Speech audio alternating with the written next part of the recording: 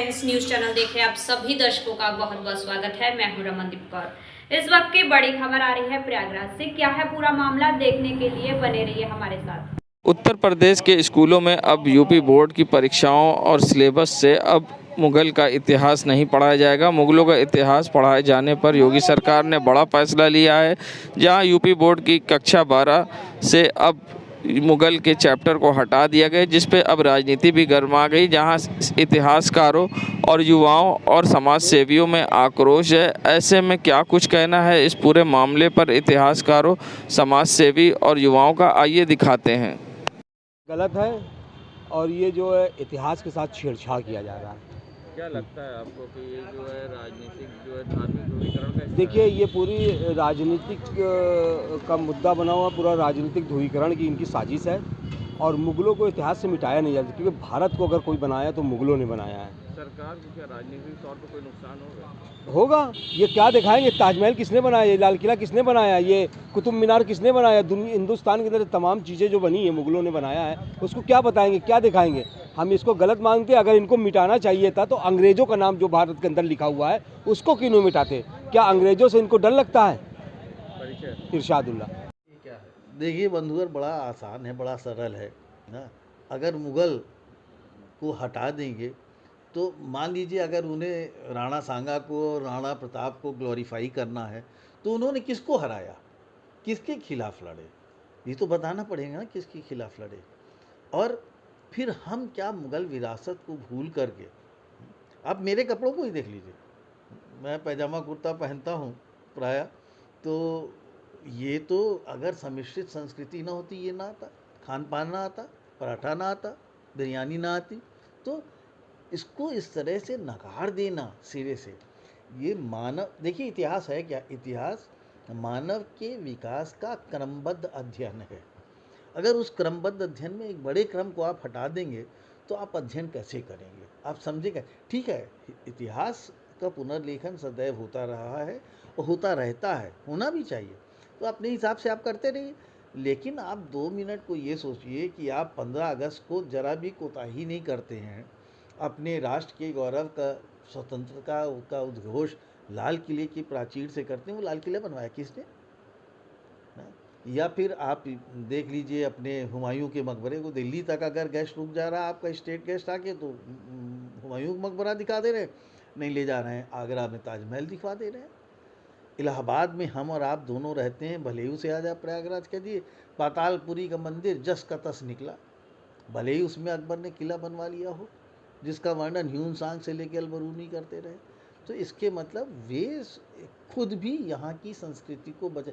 देखिए, जिस तरह का सामाजिक ताना बाना मध्यकाल में था या जिस तरह का है, उसमें किसी एक पक्ष के समाज को आप नज़रअंदाज करके सामाजिक सद्भाव नहीं बना सकते, और सामाजिक सद्भाव के आधार पर ही राजनीतिक एक मजबूती आती है। देखिए, जो फैसला यूपी सरकार में महाराज योगी जी ने लिया है, ये फैसला कहीं कहीं हमको लगता है बहुत ही गलत फैसला लिया है।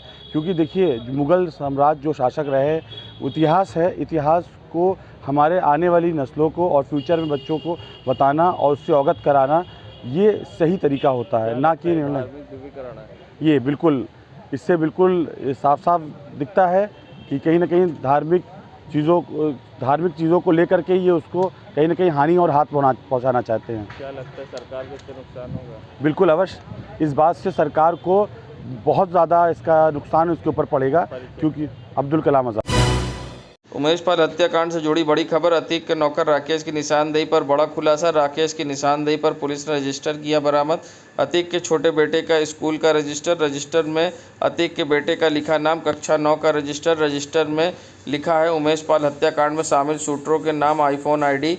अब इस रजिस्टर से पुलिस शूटरों की लोकेशन ट्रेस करने में जुटी। सूत्रों की माने तो उमेश पाल हत्याकांड में से पहले शाइस्ता परवीन ने सभी आईफोन खरीदे थे। अतीक अहमद के घर पर ही बनाई गई थी सभी आईफोन की आईडी। अतीक की आईडी बड़े के नाम से, अशरफ की छोटे के नाम से, गुलाम की आईडी उल्लू के नाम से बनाई गई थी। तो वहीं अधिवक्ता सौलत हनीफ की आईडी 010 के नाम से, सजर की आईडी भी इसी रजिस्टर में अंकित है। सजर को हिरासत में लेने के बाद आईफोन मिला, जिससे हुआ खुलासा। अतीक के बेटों ने आईडी बनाकर शूटरों को दिए आईफोन, तो एक आईफोन अतीक को तो दूसरा अशरफ को। अतीक और अशरफ को आईफोन चलाने की दी गई थी ट्रेनिंग। आईफोन में फेस टाइम से बातचीत करने की, सभी आईफोन में बड़े छोटे के नाम से नंबर किए गए थे सुरक्षित। फेस टाइम से बातचीत करने के दौरान ग्रुप कॉलिंग करने की दी गई थी ट्रेनिंग। उमेश पाल हत्याकांड में इस्तेमाल पुलिस अब 3 आईफोन कर चुकी बरामद, पहला लखनऊ से, दूसरा सजर से, तीसरा चकिया से, और अब पुलिस रजिस्टर में अपने पास सुरक्षित कर इस आईडी से ट्रेस करने में लोकेशन जुटी हुई है। नगरी प्रयागराज में जहां आम आदमी पार्टी ने निकाय चुनाव को लेकर कमर कस ली है, तो सबसे बड़ी बात आम आदमी पार्टी के जिला अध्यक्ष राष्ट्रीय कार्यकारिणी सदस्य डॉक्टर अल्ताफ अहमद ने जहां आरक्षण के मुद्दे पर बड़ा सवाल किया है, तो साथ ही इसे दुर्भाग्यपूर्ण बताया है और उन्होंने अब निकाय चुनाव में सभी प्रत्याशियों को लड़ाकर जीतने की बात की है और कहा है कि इस बार आम आदमी पार्टी का निकाय चुनाव में मुद्दा होगा house tax half, water tax माफ। ऐसे में उन्होंने क्या कुछ कहा है पूरे मामले पर, आइए दिखाते हैं आपको। ये तो बड़ी दुर्भाग्य की बात है कि जब से नगर निगम की स्थापना हुई है तब से लेकर अभी तक ओबीसी या एससी सीट प्रयागराज की नहीं हुई, और हम लोग को इस बार बड़ी उम्मीद थी कि ओबीसी सीट होगी और ओबीसी हो चुकी थी ऑलमोस्ट, लेकिन फिर से बदल दिया गया। खैर, जो आदर्श चुनाव आयोग का जो मानना है या चुनाव आयोग ने जो भी फैसला लिया उसका सब लोगों को सम्मान करना चाहिए। हम लोग चुनाव की तैयारी करना शुरू कर चुके हैं और उत्तर प्रदेश में लगातार या तो समाजवादी पार्टी या तो भारतीय जनता पार्टी की हमेशा से मेयर रही हैं। इस बार जनता बहुत त्रस्त हो चुकी है।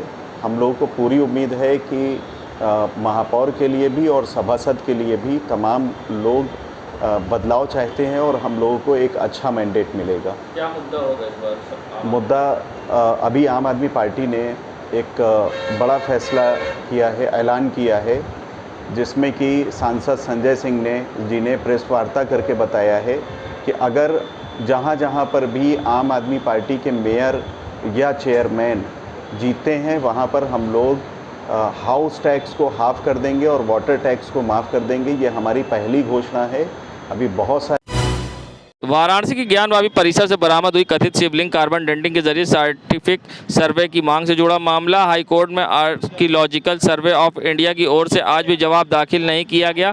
हाईकोर्ट ने जवाब न दाखिल करने पर जताई नाराजगी। एएसआई ने जवाब दाखिल करने के लिए कोर्ट से मांगा समय। कोर्ट ने 17 अप्रैल तक जवाब दाखिल करने का दिया आखिरी मौका। 17 अप्रैल को होगी मामले की अगली सुनवाई। कोर्ट ने पिछली सुनवाई में 2 हफ्ते का जवाब दाखिल करने का दिया था समय। कमीशन कार्रवाई के समय दौरान मिले कथित शिवलिंग साइंटिफिक सर्वे एएसआई से कराए जाने की मांग को लेकर दाखिल की गई थी याचिका। 16 मई 2022 को कमीशन की कार्रवाई के दौरान कथित शिवलिंग हुआ था बरामद। कार्बन डेटिंग की अनुमति नहीं दिए जाने के निचली अदालत के फैसले के खिलाफ हिंदू पक्ष ने दाखिल की थी याचिका। इस पर क्या कुछ कहना अधिवक्ता का, आइए सुनाते हैं। आज सिविल रिवीजन संख्या 114 2022 कोर्ट नंबर 1 माननीय न्यायाधीश अरविंद कुमार मिश्रा की कोर्ट में लगी थी, जिसमें पिछले कई डेटों से माननीय उच्च न्यायालय ने आर्कियोलॉजिकल सर्वे ऑफ इंडिया से बोला था कि आप इसमें अपना जवाब हलफनामा दाखिल करें, जिसके माध्यम से आप ये कोर्ट को बताएं कि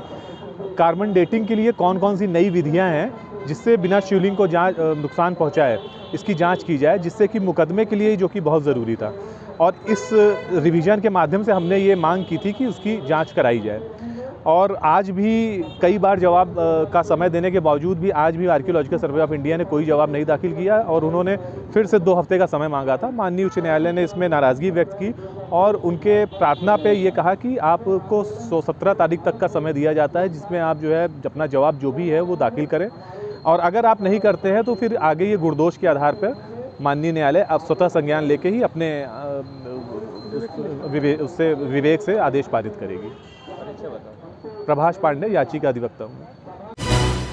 संगम नगरी प्रयागराज में जहां राष्ट्रीय अध्यक्ष अखिलेश यादव के निर्देश पर जहां समाजवादी पार्टी के महानगर कार्यालय में आज समाजवादी पार्टी के कार्यकर्ताओं ने इकट्ठा होकर जहां निषाद राज व वहां ऋषि कश्यप की जयंती मनाई और पुष्प अर्पित कर श्रद्धांजलि दी। ऐसे में क्या कुछ कहना था संपाइयों का, आइए सुनाते हैं। पार्टी के राष्ट्रीय अध्यक्ष माननीय अखिलेश यादव जी के निर्देश पर पूरे प्रदेश में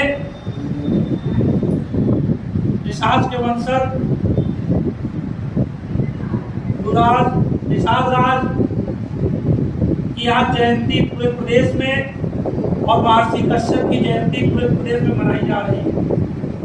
पूरे समाजवादी पार्टी के प्रदेश में जिला कार्यालय, नगर कार्यालय, प्रदेश कार्यालय में मनाई जा रही है।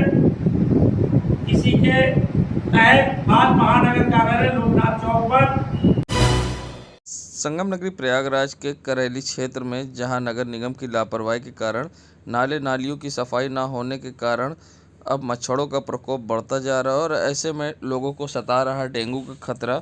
तो वहीं गंदगी के अंबार को लेकर अब समाजवादी पार्टी के नेता नदीम अली ने बड़े सवाल खड़े किए हैं और साथ ही कई गंभीर आरोप भी लगाए हैं। समस्याओं का अंबार लगा हुआ है। मैं लगातार उच्च अधिकारियों को, नगर निगम के संबंधित अधिकारियों को सूचना देता रहता हूं और मीडिया के माध्यम से भी खबर देता रहता हूं, मगर किसी के जू तक नहीं रेंगती। यहाँ पर अभी मैं आ रहा हूं देख के, समदानी के बगल में करेली क्षेत्र में जीटीबी नगर में बड़ा एक नाला है, जहाँ के लोग हमारे पास घर पे भी आए थे, तो उनके गुहार पे मैं आज गया था उस क्षेत्र में। तो वहाँ पर बहुत ज़्यादा एकदम नाला पूरा पटा हुआ है। आप दिखाइएगा अपने चैनल के माध्यम से। वहाँ के लोगों का कहना है कि यहाँ मच्छर इतना प्रकोप है, महामारी फैल रही है, मलेरिया फैल रहा है।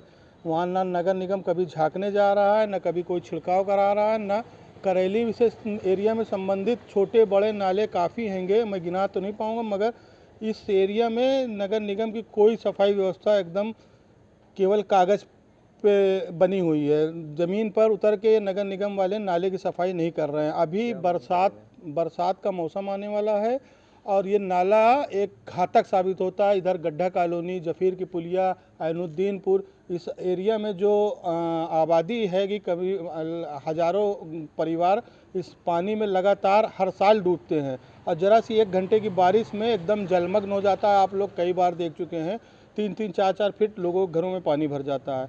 मैं लगातार सूचना देता रहता हूं, मगर किसी अधिकारी के जू तक नहीं रेंगती कि यहां पर मौके पर आए, नाले की सफाई करवाए। नदीम अली, समाजवादी सिपाही, करेली, गौसनगर, इलाहाबाद।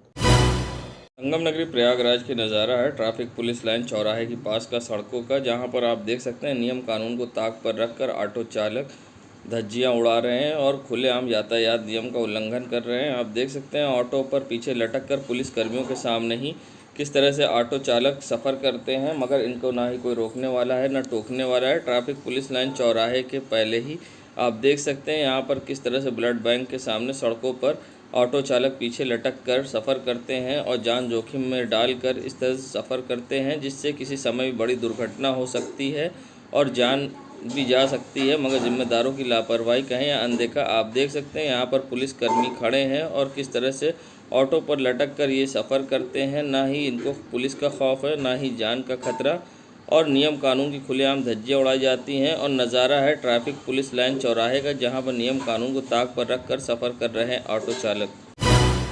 संगम नगरी प्रयागराज के ये नज़ारा है करेली के अस्करी मार्केट के पास नाले का।